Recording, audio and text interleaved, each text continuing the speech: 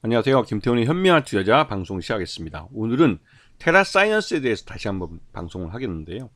예전에도 말씀드렸지만 이 테라사이언스라는 회사는 주인이 여러 번 바뀌고 바뀔 때마다 신규 사업을 뭐 하겠다고 바이오도 하고 지금은 이제 리튬 사업을 하겠다고 이렇게 신규 사업을 뭐 들고 나오는 회사입니다. 하지만 이 회사가 그 신규 사업을 한다는 건 대부분 다 바이오도 그렇고 이 리튬 개발도 그렇고 다 돈만 쏟아붓는 것이고, 실제로 수익이 나서 주주들에게 뭐 고배당을 해준다든가 주가 급등을 해서 뭐 주가로서 보상을 해준다든가 이런 부분은 좀 많이 약한 것 같습니다. 이 테라사이언스는 예전부터 말씀드렸지만 예전 방송 한번 보시면 더 도움이 될 겁니다. 기본적으로 유압 파이프라인에 들어가는 피팅, 이 연결 이음부 같은 그런 부품, 이런 쪽을 만드는 회사입니다. 산업용 부품, 연결 조인트, 그걸 뭐라 부르던데 하여튼 이런 쪽을 만드는 그런 회사고, 그쪽 매출액이 대부분입니다. 그리고 그 외에 바이오나 신재생에너지나 리튬 사업이나 이런 것들은 다 돈만 쏟아붓고 이 유압 파이프 밸브에 들어가는 것을 벌어들인 돈을 그냥 빨아먹는 그런 사업들이죠. 신규 사업들. 그래서 대부분 다 지금 거의 자체가 뭐 바이오 같은 경우는 뭐 영업 자체가 중단되어 있는 상태고, 신재생 에너지도 뭐 역시 중단되어 있는 거고, 요즘은 이제 리튬을 갖고 이 회사가 많이 회자되고 있는 겁니다. 이 회사의 매출액은 뭐 작년 반기와 비교해서 반기끼리 비교했을 때 큰 차이 없습니다. 그렇게 꾸준한 실적을 내는 회사고요. 그게 대부분 다 관이음새 쪽에 들어가는 이런 파이프라인 밸브 같은 이런 쪽에서 매출이 발생하는 겁니다. 그리고 최대 주주는 CDS 홀딩스라고 인수한 지 이제 1년 좀 지난 걸로 알고 있는데, 이 회사가 작년 연말인가? 1년 안 됐군요. 그러면 연말인가에 인수한 걸로 알고 있습니다. 전체 지분이 11.61%밖에 안 되죠. 이 지분은 대부분 다 보유에서 돼 있기 때문에 아직은 시장에 안 나온 걸로 알고 있어요. 그리고 이 회사가 지금 자회사로 신한리튬이라는 회사를 만들어서 여기다가 투자를 합니다. 거기다가 이제 이미 10억 정도 투자를 했고, 앞으로도 뭐 계속 돈이 들어갈 겁니다. 여기 개발한다고. 즉, 이 테라사이언스라는 회사를 파이프라인으로 해서 이쪽에서 돈을 시장에서 조달을 하면 그 돈은 고스란히 신한리튬이라는 회사로 빠져나가는 구조가 되어 있는 거죠. 그러면 테라사이언스 주주들은 이 신한리튬이라는 회사에 투자한 지분을 갖고, 이 신한리튬이 사업이 잘 되면 테라사이언스가 그 지분법 소유를 받아서 뭐 기업 가치가 올라간다든가 이런 식으로 사업을 하게 되는 건데요. 근데 대부분 돈만 빠져나가고 테라사이언스는 그냥 파이프라인이 되는 겁니다. 시장에서 돈을 받아서 이게 신한리튬에 돈을 쏟아붓는 그런 파이프 역할을 해주는 거죠. 그래서 여러 가지로 이제 이 말들이 많았습니다. 테라사이언스를 통해서 신한 아페도에서 이 리튬을 개발하는 것에 대해서 뭐 여러 가지 설들이 많고, 특히 유튜브나 이런 온라인상에서 관련된 뉴스들이 많이 나오고 유튜브를 통해서 동영상도 많이 퍼뜨렸는데요. 대부분 다 그런 동영상들은 출처를 알 수 없는 이런 유튜브들에서 만들어진 얘기들로 별로 신빙성은 없습니다. 그냥 뭐 어려운 말 좀 집어넣고 해서 사람들한테 뭔가 좀 인기는 있어 보이는구나 라고 느끼게 할 뿐이지, 실질적으로 따져보면 사업성으로서는 가치가 없죠. 이게 뭐 탄광이나 그런 광산 같은 개발하는 것은 일확천금이라고 하는 말처럼, 파다 보니 뭐가 나온다 하면 돈을 버는 거고, 파다 봤는데 아무것도 안 나온다 하면 망하는 겁니다. 리튬 개발도 마찬가지죠. 신안 아페도에서 우리나라 최초의 무슨 리튬 광산, 그러니까 리튬 염호를 개발한다는 건데, 지금 뭐 포스코가 저기 아르헨티나까지 날아가서 염호를 개발하고 있는 게, 우리나라보다는 그쪽에 있는 염호가 훨씬 더 개발하기 좀 수월하기도 하고 또 개발할 수 있을 가능성이 높기 때문에 그런 것이죠.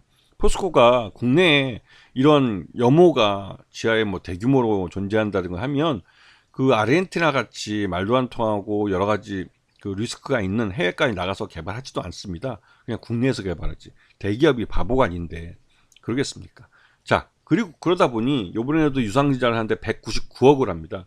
이 199억의 유상증자 중에 100억은 타법인증권으로 빠져나가는 돈이고, 99억만 운전자금으로 이 테라사이언스가 사용하게 되는데요. 근데 이것도 최대주주를 대상으로 유상증자를 하는 거기 때문에 계속 지금 이연되고 있어요. 이게 지난 6월 달에 6월 말까지 해서 이 신안 아페도의 리튬 개발에 대한 중간 보고를 하겠다고 했지만 그것도 늦어지면서 유상증자도 같이 늦어졌습니다. 그리고 그 중간 사이에 KBS 추적 60분에서 관련된 보도가 나왔죠.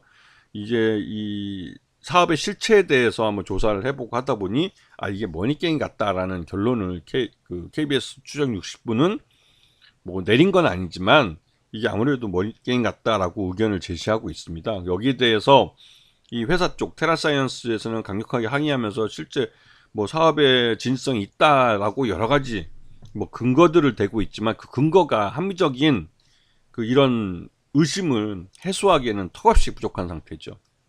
자, 그러다 보니 지난 6월을 기점으로 해서 주가가 흘러내렸습니다. 6월달 지나고 나서 7월 중에 주가가 흘러내리기 시작해서 다시 이전에 출발한 그 주가보다 훨씬 더 낮은 가격대까지 떨어졌죠.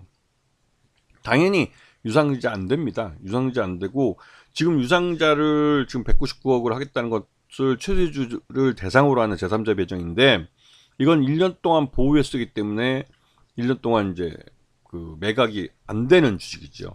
하지만 대부분 이런 그 종목들은 파킹이란 것을 합니다. 물론 이게 이제 일반적인 작전에 대해서 얘기하는 거고 작전 세력들은 파킹 주식이라고 해서 최대주 지분이나 이런 쪽 제외하고 유통 가능한 주식 중에 가차명으로 이런 주식들을 따로 사 모아둡니다. 이거를 이제 파킹 주식이라고 하는데요. 주가가 오르면 그 파킹 주식을 팔게 되죠. 그렇기 때문에 말 그대로 주가가 오르면 그 시장에서 차익을 챙길 수 있는 겁니다. 지금 테라사이언스는 이 신안 앞에도 이 리튬 염호 개발에 대해서 근거 있는 신뢰를 줄 수 있는 근거들을 제시해 주지 못하고 있고 그에 따라서 주가도 많이 하락한 상태입니다. 그래서 이게 머니게임으로 간다면 주가를 띄우기 위해서 여러 가지 띄우기 위한 호재성 재료를 내놓는데 엊그저께 이제 내놓은 게 2호 관정을 여러 군데 팠을 텐데 그 중에서 2호 관정에서 나온 이 지하에서 추출한 이 염호가 리튬을 예전보다 더 많이 함유하고 있다. 뭐 이런 것들을 나름대로 근거 있는 걸로 제시를 했죠. 그렇게 해서 이러한 염호에서 추출한 이 리튬들을 압축을 해서 우리가 이제 전기차 배터리나 이런 데 사용할 수 있는 그런 리튬으로 만드는 것도 기술입니다. 그 기술이 쉽지 않기 때문에 이게 거기에 들어가는 돈이나 이런 게 경제성이 떨어지고 하기 때문에 개발이 안 되는 염호들도 많죠.